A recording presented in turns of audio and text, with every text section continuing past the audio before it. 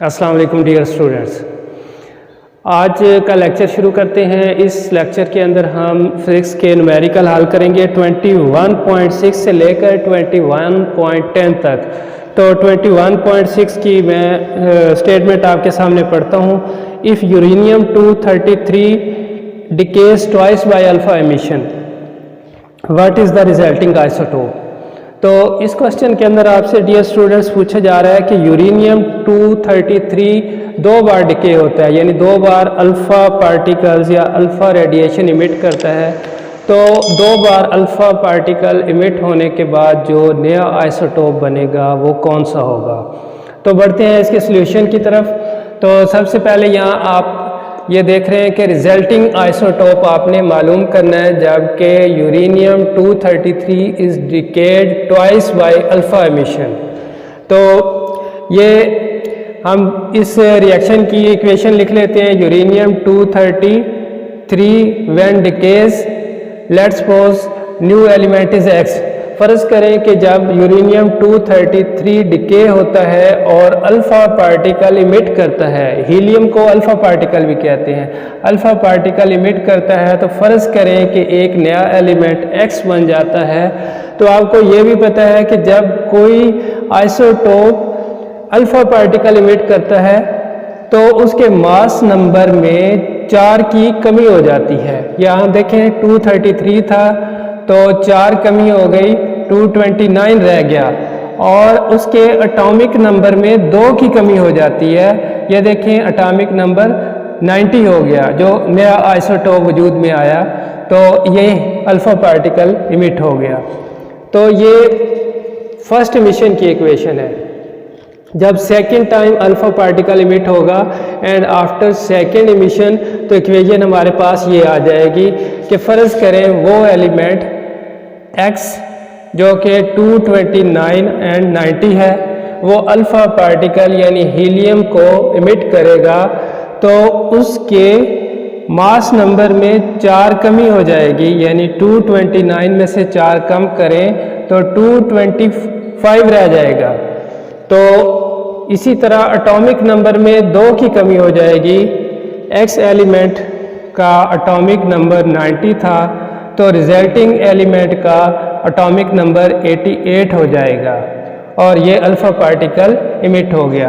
तो dear students, ये देखें यूरेनियम 233 से 2 बार अल्फ़ा पार्टिकल इमिट होने की सूरत में हमारे पास जो नया एलिमेंट आया, लेट्स सपोज हम उसे y कहते हैं, तो उसका एटॉमिक मास 225 है और एटॉमिक नंबर 88 है। तो अगर हम इसको पीरियोडिक टेबल में देखें तो रिजल्टिंग आइसोटोप रेडियम बनता है, रेडियम 225 और 88। So when uranium 233 is decade twice by alpha emission, radium 88 is formed. तो डियर स्टूडेंट्स, 2 बार अल्फा पार्टिकल इमिट होने के बाद रेडियम 88 आइसोटोप बनेगा। क्वेश्चन नंबर 21.7 में आपसे पूछा जा रहा है कि calculate the energy in mega electron volt released in the following reaction. ये एक फ्यूजन रिएक्शन आपको दिया जा रहा है। ये इसमें ड्यूट्रियम और ट्रिटियम को आपस में फ्यूज किया जा रहा है और उसके नतीजे में हीलियम और न्यूट्रॉन बनता है। तो इस दौरान हासिल होने वाली या रिलीज होने वाली एनर्जी को आपने मेगा इलेक्ट्रॉन वोल्ट में कैलकुलेट करना है। तो ये देखें यहाँ लिखा हुआ है कि find energy released in mega electron volt, delta E आपने कैलकुलेट करना है। तो डेल्टा ई कैलकुलेट करने के लिए सबसे पहले आप मास डिफेक्ट मालूम करेंगे। मास डिफेक्ट मालूम करने का तरीका आप पहले भी जान चुके हैं कि जो रिएक्टेंट्स हैं उनका मास एटॉमिक मास यूनिट में कैलकुलेट करेंगे और इसी तरह प्रोडक्ट्स का मास भी एटॉमिक मास यूनिट्स में कैलकुलेट कर लेंगे। फिर दोनों रिएक्टेंट्स के मास को और प्रोडक्ट्स के मास को सम करके दोनों को एक दूसरे से सब्ट्रैक्ट कर देंगे और ये हमारे पास मास डिफेक्ट आ जाएगा। तो डियर स्टूडेंट्स, यहाँ वैल्यूज पुट करते हैं। ड्यूट्रियम का जो मास होता है वो होता है 2.014102 और इसी तरह ट्रिटियम का जो मास होता है वो होता है 3.016050 और फिर हीलियम का मास यहाँ आप पुट करेंगे 4.002603 प्लस 1.008665, ये न्यूट्रॉन का मास है एटॉमिक मास यूनिट के अंदर। अब रिएक्टेंट्स के मास को आप ऐड कर लेंगे तो ये आपके पास आ जाएगा 5.030152, और इसी तरह प्रोडक्ट्स के मास को भी आप ऐड कर लेंगे जो कि आ जाएगा 5.011268। तो इन दोनों वैल्यूज को आप सब्ट्रैक्ट कर लें तो रिजल्टिंग वैल्यू आपके पास आ जाएगी 0.018884 एटॉमिक मास यूनिट। तो ये एटॉमिक मास यूनिट के अंदर मास डिफेक्ट की वैल्यू आ गई। तो अब आपको पता होना चाहिए कि जब आपके पास मास डिफेक्ट निकल आए तो आप उसको 931 से मल्टीप्लाई कर दे तो एनर्जी निकल आएगी इन मेगा इलेक्ट्रॉन वोल्ट। तो इस फार्मूले में वैल्यूज पुट करते हैं, delta E is equal to delta M, यानी यहाँ पे आप मास डिफेक्ट की वैल्यू पुट करेंगे जो आपने अभी यहाँ कैलकुलेट की है। तो ये वैल्यू आपने कैलकुलेट की है 0.18888 एंड 4। तो आपने 931 से इसको मल्टीप्लाई किया तो ये आ जाएगा 17.6 मेगा इलेक्ट्रॉन वोल्ट। तो डियर स्टूडेंट्स, इस रिएक्शन के दौरान जो एनर्जी रिलीज हुई वो है 17.6 मेगा इलेक्ट्रॉन वोल्ट। बात करते हैं क्वेश्चन नंबर 21.8 की। इसके अंदर आपसे पूछा जा रहा है कि a sheet of lead 5 millimetre thick reduces the intensity of beam of gamma rays by factor 0.4। यानी कि आपके पास एक लेड की शीट है, जब उसके ऊपर गैमा रेज डाली जाती हैं और उस लेड की शीट की जो थिकनेस है वो है 5 मिलीमीटर, उसके ऊपर जब गैमा रेज डाली जाती हैं तो वो गैमा रेज की इंटेंसिटी को 0.4 टाइम्स कम कर देती है। तो अब आपने फाइंड क्या करना है, आपको कहा जा रहा है कि find half value thickness of lead sheet which will reduce the intensity to half of its initial value।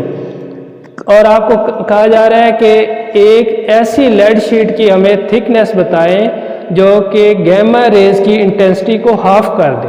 जी, तो बढ़ते हैं इसके सॉल्यूशन की तरफ। सबसे पहले आप लिख लेंगे कि थिकनेस ऑफ द शीट, इस पहली शीट की थिकनेस को आप x1 कह लें और ये है आपको गिवन 5 मिलीमीटर। आप इसको मीटर्स में कन्वर्ट कर लेंगे। मिली मीन 10⁻³ होता है, तो यहाँ 10⁻³ से मल्टीप्लाई करेंगे तो ये मिलीमीटर्स में मीटर्स में थिकनेस आ जाएगी। इसी तरह पहली शीट का जो रिडक्शन ऑफ इंटेंसिटी है, यानी कि वो किस रेशियो से इंटेंसिटी को रिड्यूस करती है, वो है 0.4 I0। I0 का मतलब गैमा रेज की जो ओरिजिनल इंटेंसिटी है उसको ये 0.4 टाइम रिड्यूस कर देती है, तो लिहाजा I1 हम कहेंगे 0.4 I0। और इसी तरह अब हमने दूसरी शीट की बात करनी है तो उसकी इंटेंसिटी को हम I2 कह लेंगे, जो कि वो इंटेंसिटी को रिड्यूस करती है, वो I2 कह लेंगे और वो होगी 0.5 I0। यानी गैमा रेज की जो ओरिजिनल इंटेंसिटी है उसको 0.5 टाइम्स रिड्यूस कर देती है। तो आपने उस शीट की थिकनेस बतानी है, x2 आपने फाइंड आउट करना है। तो हमें ये रिलेशन पता होनी चाहिए जो कि इंटेंसिटी रिडक्शन से मुतालिक है। I is equal to I0 e⁻⁻μx। यहाँ I0 क्या है, maximum intensity of any rays. Any ray उसकी मैक्सिमम इंटेंसिटी को I0 से जाहिर करते हैं, और म्यू जो है यहाँ पे एब्जॉर्प्शन कोफिशिएंट के वो रे जो है वो किसी मटेरियल में किस रेशियो से एब्जॉर्ब होती है, ये उसका म्यू उसका कोफिशिएंट है। तो अब इस इक्वेशन को हम यूज़ करते हुए फर्स्ट शीट की बात करते हैं। तो फर्स्ट शीट के लिए हम लिखेंगे I is equal to I0 and I0 e⁻μ x की जगह हम x1 पुट कर देंगे। तो ये ऊपर वाली इक्वेशन I1 शीट के लिए या x1 शीट के लिए इसकी फॉर्म ये हो जाएगी। अब हम इसके अंदर वैल्यूज पुट करते हैं। ये देखें I1 की वैल्यू हमारे पास 0.4 I0 है, यहाँ पुट कर दी I0 e raise to power minus mu. x की जगह, इस x की जगह हम thickness of the first sheet यानी कि x1 पुट कर देंगे। अब हम क्या करें कि ये I0 दोनों साइडों पे मौजूद है, कैंसिल हो जाएगा। इक्वेशन हमारे पास आ जाएगी 0.4 is equal to e raise to power minus mu x1। अब दोनों तरफ लॉग ले लेंगे, तो log of 0.4 and log of e raise to power minus mu x1। Power जो होती है वो लॉग से पहले आ जाती है, और पावर ये आ गई माइनस म्यू और x1, और लॉग और e एक दूसरे से कैंसिल हो जाते हैं। तो ये आपके पास एक, और लॉग ऑफ 4 की वैल्यू आ जाएगी आपके पास माइनस 0.916। लॉग ऑफ 0.4 की वैल्यू आप कैलकुलेटर से कैलकुलेट कर लेंगे, वो माइनस 0.916 आ जाएगी। और ये फैक्टर मैं आपको बता चुका हूँ कि पावर जो है वो लॉग से पहले आ जाएगी और लॉग और ई आपस में कैंसिल हो जाएंगे। तो यहाँ से आपके पास ये माइनस माइनस से कैंसिल हो गया और आपके पास एक इक्वेशन आ जाएगी 0.916 is equal to mu x1। इस इक्वेशन को आप इक्वेशन नंबर 1 का नाम दे लें। अब इसी ऊपर जो इंटेंसिटी की इक्वेशन दी गई है, इसी को यूज़ करते हुए आप दूसरी शीट के लिए वैल्यूज़ कैलकुलेट करें। तो अब दोबारा I2 is equal to I0 e raise to power minus mu x2, ये इक्वेशन इस फॉर्म में आ जाएगी। अब यहाँ I2 की आप वैल्यू पुट करें। I2 ये अभी आपने पढ़ा है कि reduction of intensity for I2 is equal to 0.5 I0। तो I2 की जगह आप 0.5 I0 पुट कर देंगे and I0 e raise to power minus mu, और x की जगह x2 पुट कर देंगे। इस इक्वेशन को भी इसी तरह से सॉल्व करेंगे जिस तरह आपने पहली इक्वेशन को सॉल्व किया कि I0 से I0 जो है वो कैंसिल हो जाएगा, और यहाँ आपके पास 0.5 e raise to power minus mu x2 रह जाएगा। फिर इसी तरह दोनों साइडों पे लॉग लेंगे, लॉग ऑफ 0.5 और लॉग ऑफ दिस वन। तो लॉग ऑफ 0.5 माइनस 0.693 होता है, और ये आपको पता है कि पार शुरू में आ जाएगी और लॉग और ई एक दूसरे से कैंसिल हो जाएंगे। ये माइनस माइनस से कैंसिल हो जाएगा और आपके पास बिल्कुल उसी तरह से एक और इक्वेशन आ जाएगी 0.693 is equal to mu x2। इस इक्वेशन को आप इक्वेशन नंबर 2 का नाम दे लें। अब क्या करें, इक्वेशन 1 एंड 2 को डिवाइड कर लें। ये देखें इक्वेशन 1 0.916 म्यू x1, ये इक्वेशन 1 है। ये इसको मैंने ऊपर लिख लिया और इसको फ्रैक्शन के नीचे इक्वेशन नंबर 2 को लिख लिया 0.693 इज इक्वल टू ये म्यू x2। तो यहाँ से आप किसकी वैल्यू कैलकुलेट करना चाहते हैं, म्यू x2 की वैल्यू आप कैलकुलेट करना चाहते हैं। तो आप क्या करें कि x2 को क्रॉस मल्टीप्लाई करके दूसरी तरफ ले जाएं तो x2 आ जाएगा, और ये जो रकम है इसको दूसरी तरफ जाकर मल्टीप्लाई कर दें तो ये फ्रैक्शनली उलट जाएगी, यानी कि इसका रेसिप्रोकल हम इस तरफ लिखेंगे। तो ये 0.693 ओवर 0.916 इंटू x1, ये x2 की वैल्यू आ जाएगी। इसमें आपने x1 की वैल्यू जो वो ऊपर आपने कैलकुलेट की वो यहाँ पुट कर देंगे। अब आपने करना क्या है कि ऊपर वाली रकम को नीचे वाली रकम से डिवाइड करके 5 से मल्टीप्लाई कर दें तो आपके पास रिजल्ट आ जाएगा 3.78 इंटू 10⁻³ मीटर। अब आप इसको लिख लें 3.78 इंटू 10⁻³ को कहते हैं मिली, तो ये बन जाएगा मिलीमीटर। तो डियर स्टूडेंट्स, ये है सेकंड शीट की thickness x2 is equal to 3.78 millimetre. जी डियर स्टूडेंट्स, बात करते हैं क्वेश्चन नंबर 21.9 की। इसके अंदर आपसे पूछा जा रहा है कि radiation from a point source obeys the inverse square law, यानी एक पॉइंट सोर्स से कुछ रेडिएशन खारिज हो रही हैं और वो इन्वर्स स्क्वायर लॉ को फॉलो करती हैं। If count rate at distance of 1 metre from the Geiger counter is 360 counts per minute. वो कह रहा है कि गिगर काउंटर से अगर 1 मीटर के फासले पर जो सोर्स है वो मौजूद है तो काउंट रेट जो है वो 360 काउंट्स पर मिनट है। ये थोड़ा सा मैं आपको समझा दूं कि गिगर काउंटर एक ऐसा डिवाइस है जो कि किसी भी रेडिएशन के एमिट होने वाले जो पार्टिकल्स हैं उनकी तादाद को काउंट करता है। तो अब यहाँ ये गिगर काउंटर है, यानी ये जो रेडिएशन इमिट हो रही है इनके पार्टिकल को ये काउंट करता है। और गिगर काउंटर सोर्स से जो है वो 1 मीटर के फासले पर है, तो 1 मीटर के फासले पर वो काउंट करता है कि 360 पार्टिकल्स जो है गिगर काउंटर से आकर टकराते हैं 1 मिनट के अंदर। अब वो आपसे कह रहा है कि what will be the count rate at 3 metre from the source. कह रहा है कि अब अगर गिगर काउंटर को आप सोर्स से 3 मीटर के फासले पर रख दें तो अब काउंट रेट कितना होगा।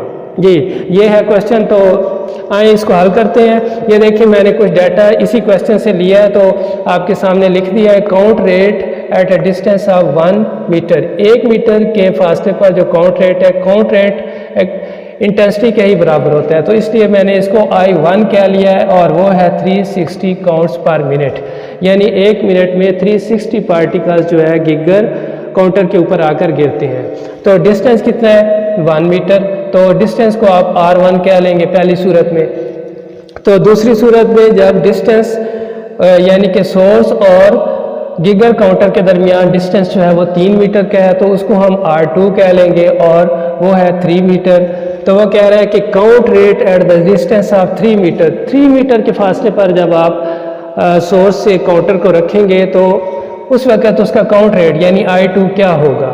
तो इसको हम हल करते हैं कि since count rate obeys inverse square law, count rate जो है वो इनवर्स स्क्वायर लॉ को फॉलो करता है। इनवर्स स्क्वायर लॉ क्या है, I is inversely proportional to R square. I intensity है और R स्क्वायर काउंटर से फासला है सोर्स का, तो ये आपस में इन्वर्सली प्रोपोर्शनल है। और हमें यह भी पता है कि count rate depends upon the intensity, यानी कि काउंट रेट का इन्हिसार इंटेंसिटी के ऊपर ही है। तो लिहाजा आप इंटेंसिटी को काउंट रेट कह सकते हैं या काउंट रेट को इंटेंसिटी भी कह सकते हैं। तो ये जो इन्वर्स स्क्वायर लॉ की इक्वेशन है वो कुछ यूँ हो जाएगी, count rate is inversely proportional to R square. तो यहाँ अब हम पहली सूरत के लिए count rate 1 is equal to 1/R1 square होगा और दूसरी सूरत के लिए काउंट रेट 2 उसको अगर कह लें तो वो होगा 1/R2 स्क्वायर। तो अब क्या करें जी, count rate 1 and count rate 2 as it is लिख लें। ये फ्रैक्शन में है तो ये उलट जाएंगे, इनके रेसिप्रोकल्स लेंगे तो R2 का स्क्वायर बटे के ऊपर चला जाएगा, R1 का स्क्वायर बटे के नीचे आ जाएगा। और अब आप क्या करेंगे कि यहाँ इनकी वैल्यूज पुट कर देंगे।